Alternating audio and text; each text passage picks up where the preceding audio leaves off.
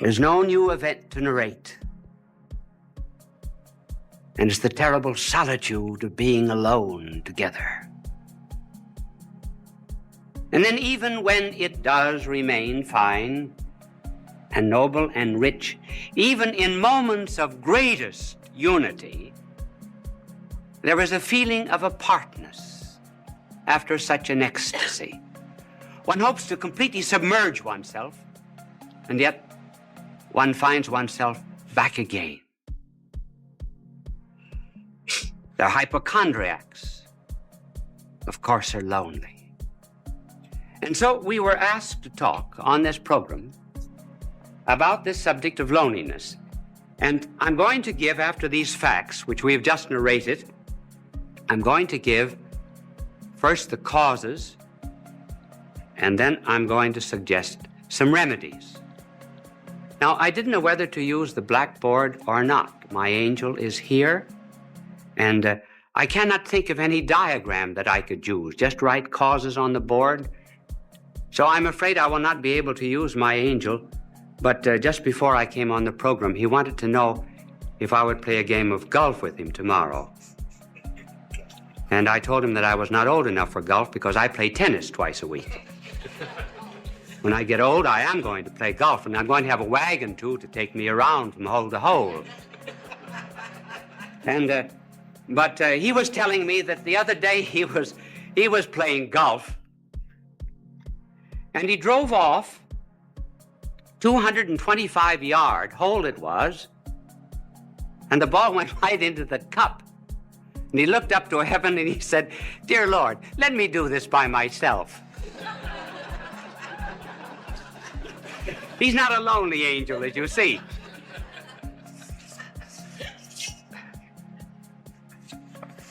Now, what are the causes of loneliness? Well, one of the causes of loneliness has to do, first of all, with the lonely people themselves. And another reason why they are lonely is because of people who are not lonely. First of all, on account of the lonely themselves. They want to be loved too much. They want to love, to be loved. Now, there's nothing wrong about wanting to be loved, because we're all Stradivarius violins without bows. I didn't mean that pun. We are... One of the difficulties of an unprepared, unscripted play. And we're cups without saucers. We are to be complimented. But the deep loneliness of which we are speaking comes from an excessive desire to be loved. The more I want to be loved,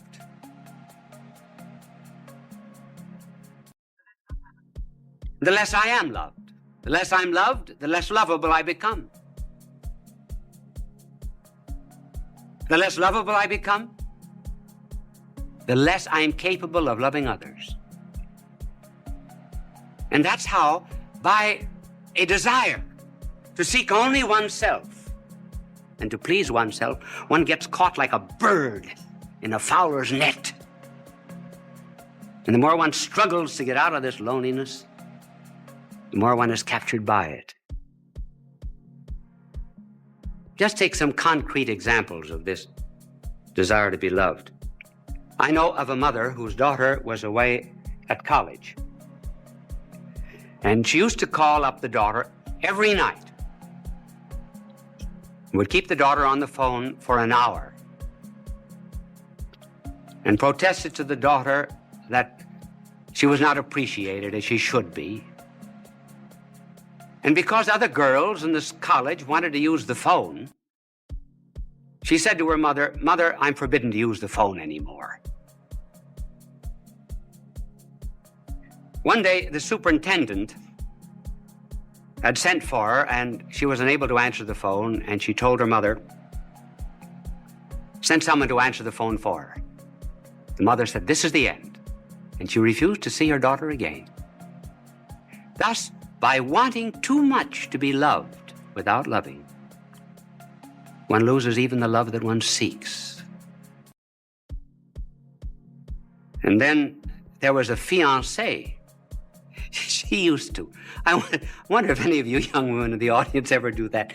Do you know what she would do? She would write down in a book every time the boyfriend called how long he spoke. She also wrote down how often he wrote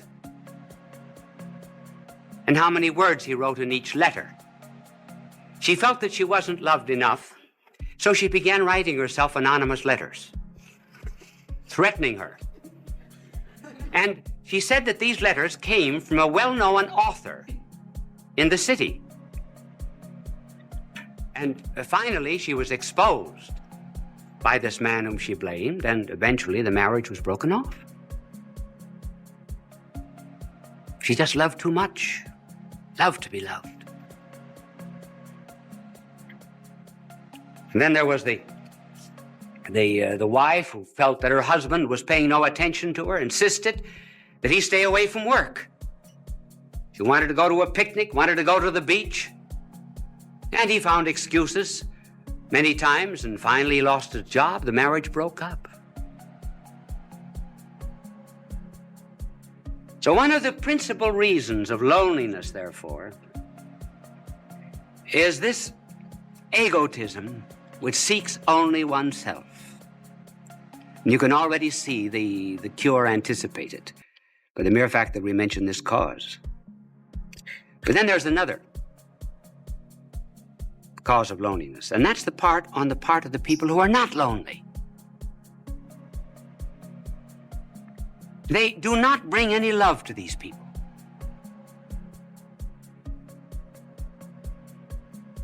Do you know what we should do? We should really concentrate a great deal on certain types of people.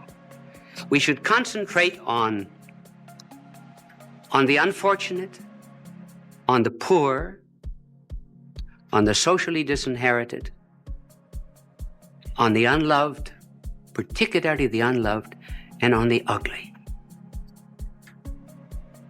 And we bring love to them. We put love into them. Then they become lovable.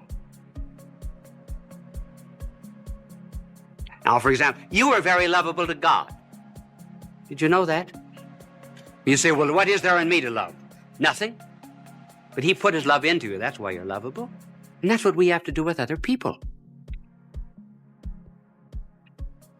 And so the loneliness of these people is increased also because the rest of us will not listen to them. Listening is a therapeutic. There was a psychologist who formulated a marriage case that involved sexual, financial, social, and legal complications.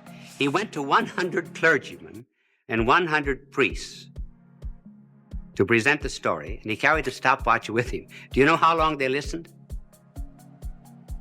The average was 2.5 minutes. Then off-the-cuff answer. They refused to listen. They refused to care. George Bernard Shaw has something rather good on that subject. In his play St. Joan, King Charles says to Joan, "Why do not the voices come to me? I am the king." And Joan answers, "They do come to you, but you do not hear them. You have not sat in the field in the evening listening for them. If you prayed from the bottom of your heart and listened to the thrilling of the bells and the trilling of them after they had stopped ringing, you would hear the voices, just as I do." In other words, listening is a therapeutic, a cure for lonely people. We do the same thing with our prayers. We wouldn't do to a doctor what we do to God. Would we go into a doctor and mumble off all of our symptoms and then say, "Bye, doctor"? Not listen. So listening on our part, refusal to listen, is one of the causes that intensifies this forsakenness. Now, what is a cure? Well, there are several cures, and we will just have time to mention one that is very important, namely caring for other people. When we're lonely, go out and serve. Then loneliness goes out through our fingertips. Our heart opens. The Chinese have a proverb, if you're without shoes, go out and find a man without any feet.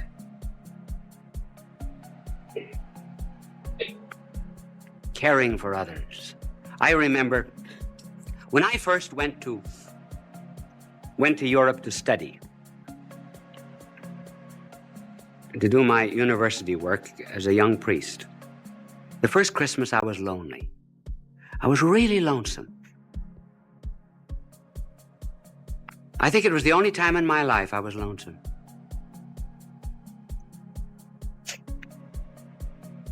What would I do?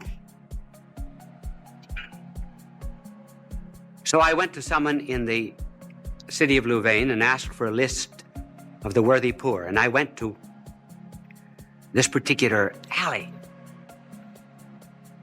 It was the wrong address, actually. I got into Rat Alley. And when the door opened, there, earthen floor, was a blind father at a stove. 10 children barefooted around the stove. A ladder leading up to the second floor. One bed upstairs, bed downstairs. The children slept crosswise. I asked the family what they had. This was Christmas Eve, what they had for dinner, and she opened a bag of straw. Children had no sabots, no wooden shoes. I took care of them for 4 years while I was studying at the university. Got them jobs, rehabilitated them. I felt at times perhaps they were drawing on me. But do you know that the day that I went up for my examination as a professor at that university, that I went in at 9 o'clock to face 200 professors, I saw the whole family coming down the street. I asked them where they had been. They said, for the last 2 days, we've been at a shrine praying for you that you would pass the examination. We walked all the way back. I was never lonesome again. That's the cure. Helping the neighbor. But here's something to remember, too. We think we should not be lonely. In this age of psychiatry, there are 2 or 3 conclusions that our world has drawn which are false. One is that we should never have a tension. Certainly we have tensions. We must have them. We've got body and spirit, and they go in opposite directions. They have 2 different landing fields. Certain tensions are normal. If we didn't have them, we would be abnormal. And then we're lonesome. Sure. There's a metaphysical loneliness. Perfection is not here. This is not our home. I've got something that I want in my heart that nothing on this earth can satisfy, and nothing can satisfy you either. And we know it very well. So what's the cause of this loneliness? What are we looking for? Well, we say we're looking for God, yes. But then I know what you will answer. What does God know about loneliness? Now that's a good question. That's a good question. What does he know about loneliness? Does he know anything about the loneliness, for example, of a babe in Afghanistan who has no better home than just straw?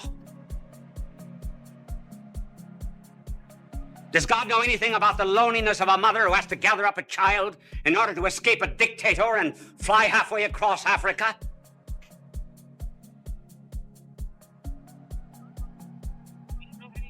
Does God know anything about the loneliness of a man that's born on the wrong side of the tracks who's isolated socially from people simply because his hands are calloused with common labor and is denied decent society. Sure, does God know anything about that kind of loneliness, for example, in which one is expelled from a city, disowned by one's own people? Does he know anything about the loneliness of being deserted by friends? Does he even know anything about the loneliness of feeling doubts even about religion, doubts even which one cries out, "Why hast thou abandoned me?" Does God know anything about these things? Yes, those are good questions. Now suppose that there was a figure that came into all of this loneliness and so immersed himself in it that he would not immunize himself from it, would not cut himself off from it. Would you, for example, be the only one on the battlefield that was whole and not help any of the wounded? And so if there was a figure that came into this world of ours and refused to isolate himself from loneliness and felt it so much that blood poured out from his body, felt loneliness so much that as if all the robberies of the world were thrust into his hands, as if he himself were guilty, that felt all loathsome carnality so much that his flesh was hanging from him like purple rags. Suppose someone came into this world and went into all of this loneliness, took it all, and was not overcome by it, but conquered it all. Then what?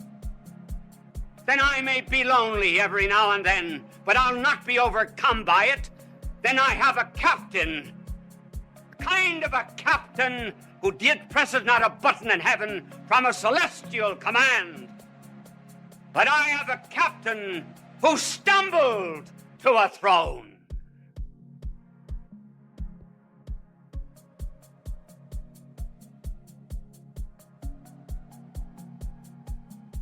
Bishop Sheen will return in a moment.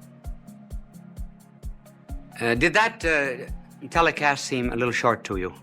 Actually, I was just informed that we were 1 minute short. Now, I have a clock before me over there, and I keep my eyes on it. But this clock here was right. I finished 3 seconds before the time. But up in the control room, that celestial command that I just talked about, they figured it wrong by 1 minute. So they asked me if I could, instead of coming out for a very brief closing, come on and talk to you for 1.5 minutes. Now, you are put to the test. If that telecast seemed very short, you are enjoying it. We would say time passed like anything. If you were not enjoying it, it seemed very, very long. As a matter of fact, this 1.5 minutes will seem interminable to you. Now, I want to tell you, my good people, that I have to leave you now. Are you a bit lonely? I am. I'm lonely too. Bye now, and God love you. Fulton J. Sheen is indeed a man for all seasons. He walked a paced beat, allowing us to glimpse his nature and ponder its worth and to enjoy its presence. Bishop Sheen authored over 90 books. He broadcast countless radio and television programs and ministered in many parts of the world to people of every belief. As he said many times, it is not a unity of religion we plead for, but a unity of religious people. We may not be able to meet in the same pew, but we can meet on our knees. The bishop wrote 94 books, recorded countless radio shows, and appeared on hundreds of network and syndicated television programs. His legacy is... When they finally came up to the front row, where I could see them very well, I leaned over and I said to one of them, I said, "What's the idea of taking up a collection during this lecture?" He said, "To get better speakers for next year."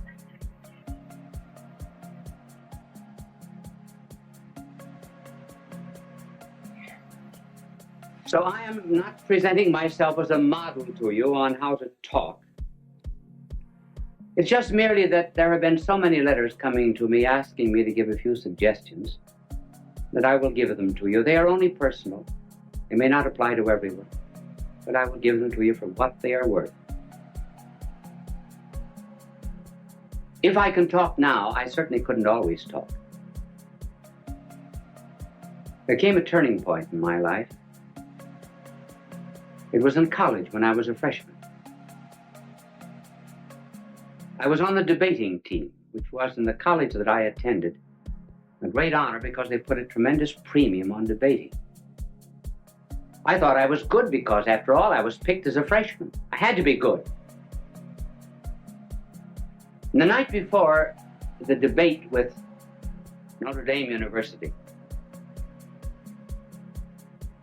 the coach of our debating team, Father Bergen, called me over to his office, and he said, "You are the worst talker we've ever had in this college." Well, that was a terrible shock to me. I said, "Well, if I'm so terrible, why did you pick me on the team?" He said, "Because you can think, not because you can talk." But he said, "You're going to learn to talk before you leave this room. Take a paragraph out of that speech, any paragraph you like." I remember we were talking on the Merchant Marine.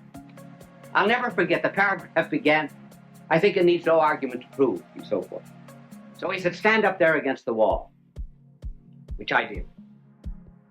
Now he said, "Go over that paragraph." At the end of it, he said, "Do you see your mistake?" I said, "No." "Go over it again." Went over it 1 hour, 2 hours, 2 hours and a half. I was dead. So was he. And every 2 or 3 minutes, when I finished it, he would say, "Do you see your mistake?" I said, "No." But being naturally quick, after 2 hours and a half, I saw it. He said, "Do you see your mistake?" I said, "Yes, I think I do. I'm not natural." He said, "That's right. That's all." And he dismissed me.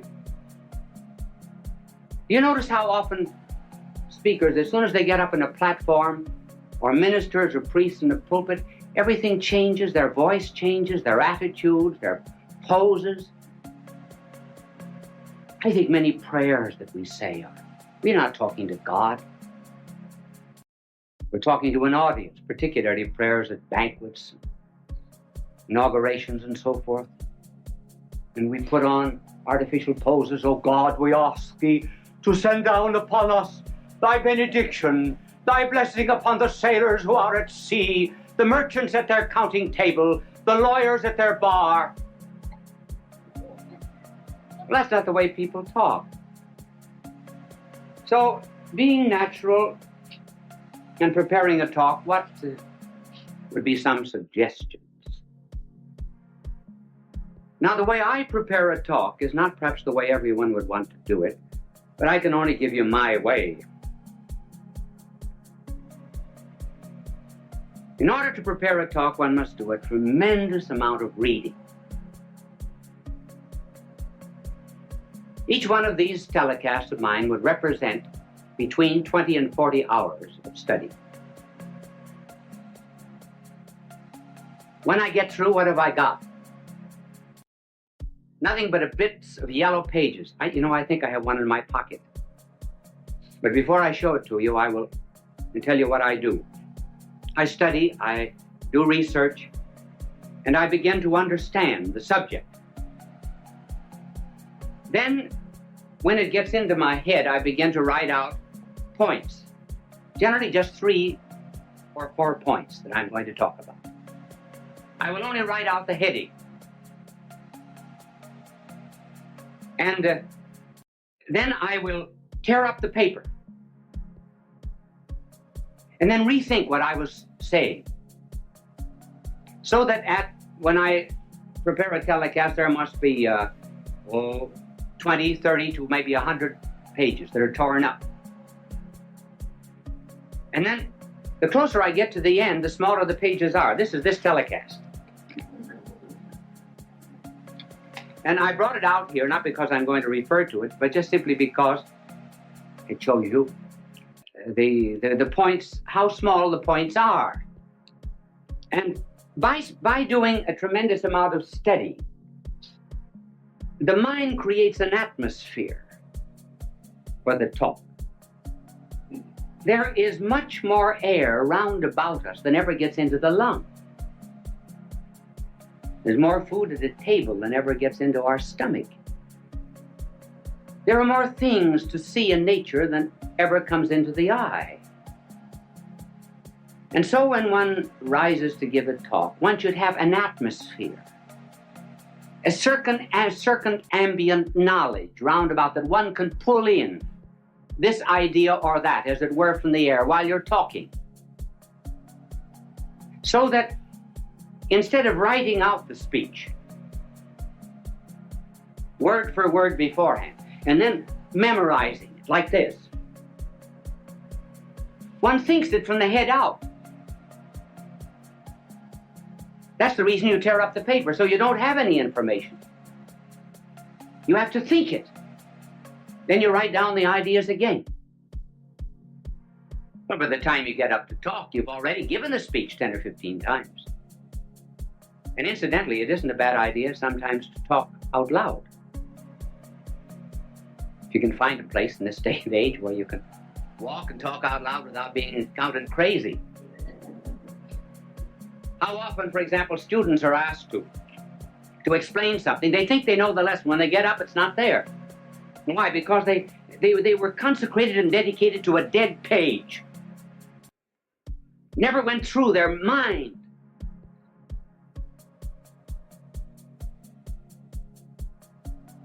Sometimes teachers are just textbooks wired for sound. And studying is nothing but what is in print, passing from the mind of the book to the notebook of the teacher, or rather from the notebook of the teacher to the notebook of the student without passing through the mind of either. Now, this method of preparation is hard.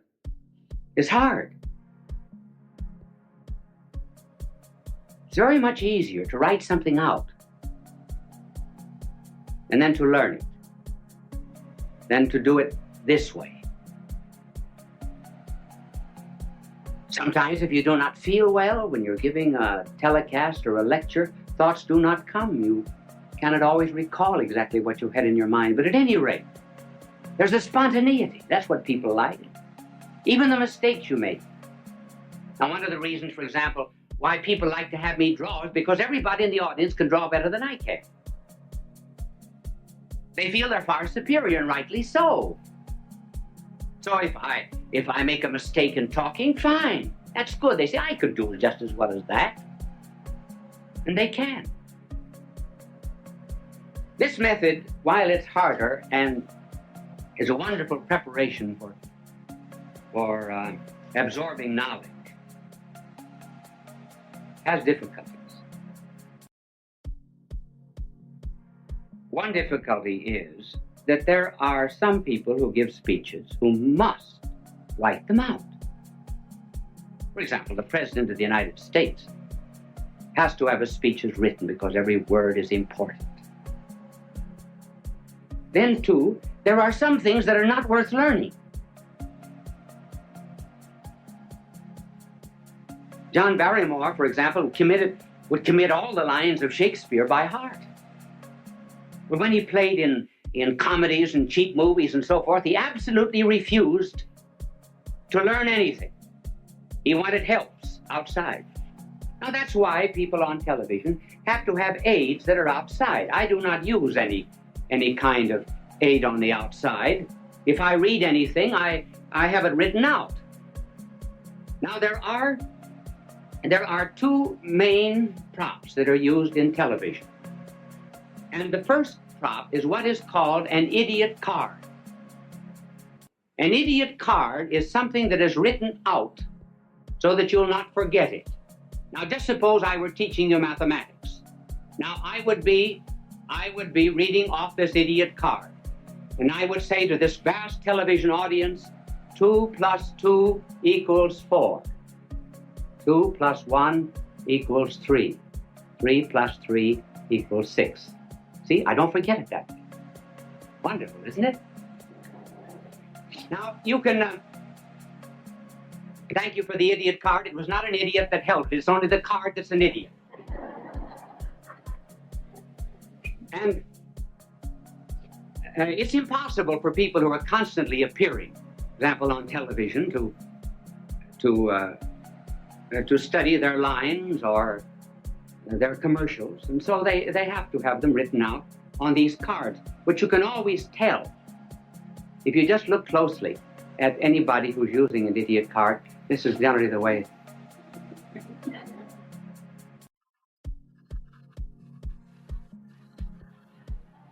So do not be hard on them. If I were saying something that was not worth committing to study, I certainly would use one too.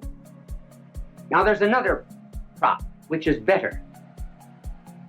And that is what is called a teleprompter.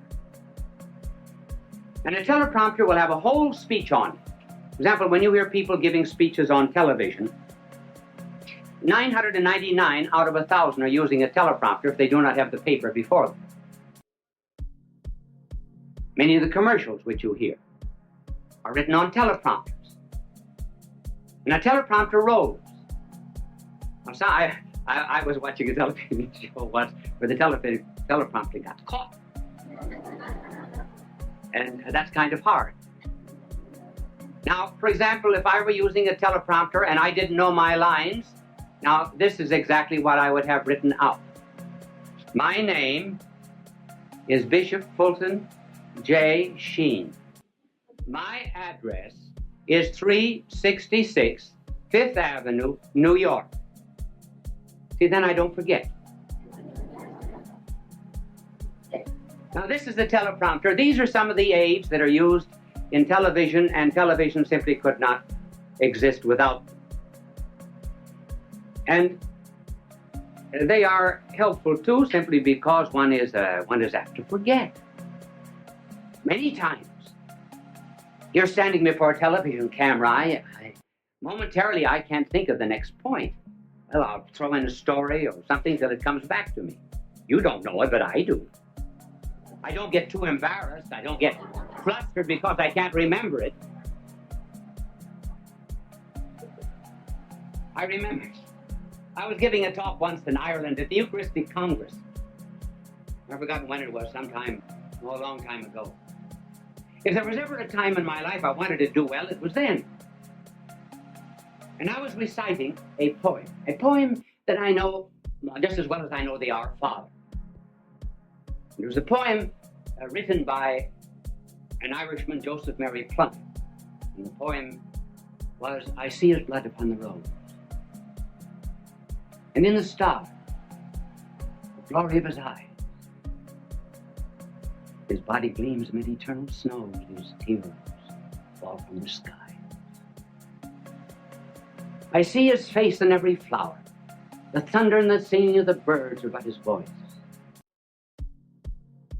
And carven by his power, rocks are his written words.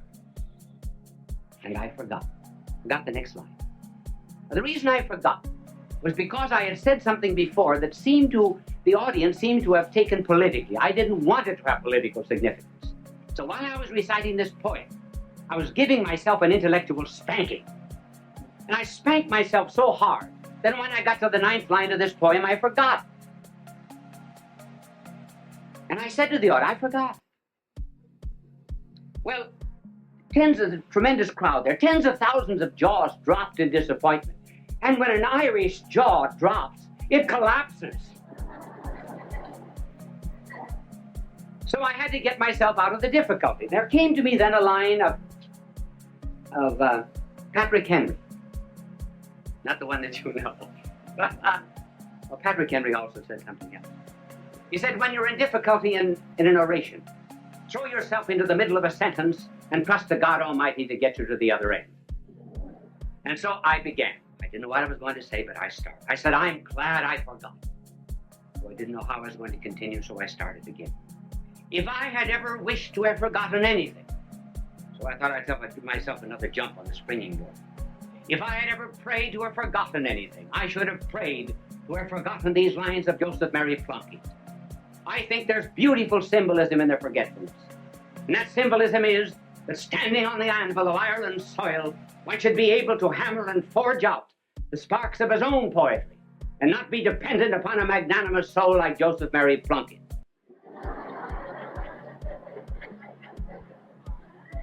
I got no credit for it afterwards because the audience said that was a great trick, pretending you forgot.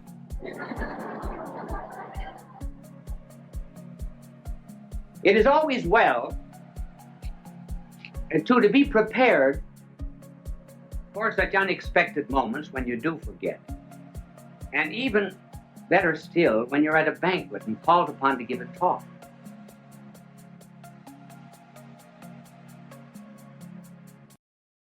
And you have to begin with something that is not too heavy. In fact, one should always begin with something that's not too heavy. For example, you just simply cannot begin a speech by saying, ladies and gentlemen, Accipito Frontalis, the convoluted convolutions, the metaphorical Vicliarum Pelbearum. That's a little too serious. You have to start with something that's common to the audience. Now, I think the best story of all is being called upon to talk without preparation and unexpectedly was the delightful story of G.K. Chesterton.